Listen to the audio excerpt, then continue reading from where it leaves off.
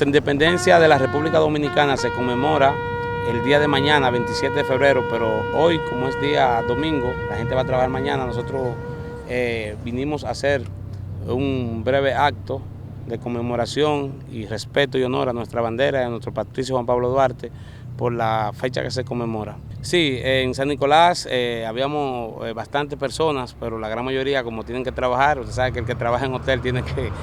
Y estamos aquí firmes y trabajando para adelante para la comunidad, la colonia dominicana. De antemano quiero agradecer a las autoridades de Aruba por permitirnos celebrar y tener este pedacito de tierra aquí en la isla, que gracias a Dios tenemos nuestra bandera y nuestro gusto de nuestro patricio Juan Pablo Duarte. La conmemoración del día de hoy es la independencia de la República Dominicana y el día de nuestra bandera dominicana.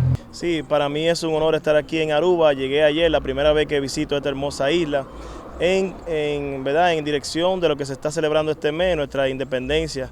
Nosotros estamos celebrando 210 años de independencia y para mí es un honor estar aquí compartiendo con grandes líderes, como el caso de Ramón Valdés y esta comunidad dominicana que están echando hacia adelante aquí en esta ciudad de Aruba. Yo estoy en una ruta de visitas de toda la circunscripción 2. Los dominicanos que vivimos en el exterior estamos divididos en tres grandes bloques: el uno que es norte de Estados Unidos, Canadá; el 2 que es sur de Estados Unidos, Centroamérica y el Caribe; y el 3 que es Europa. Entonces en nuestro caso nos toca representar la circunscripción número 2 y hemos ya estado en varios países. En esta ocasión nos tocó estar aquí en Aruba, lo cual muy contento de estar aquí y definitivamente felicitar a esa comunidad dominicana que están echando muy hacia adelante aquí en Aruba, y también a las entidades gubernamentales de Aruba que nos han acogido a nosotros también con mucho agrado, y a todas las personas que viven aquí en esta hermosa isla que la están echando hacia adelante, y de verdad que estoy sintiendo un momento muy agradable aquí compartiendo con todos ustedes.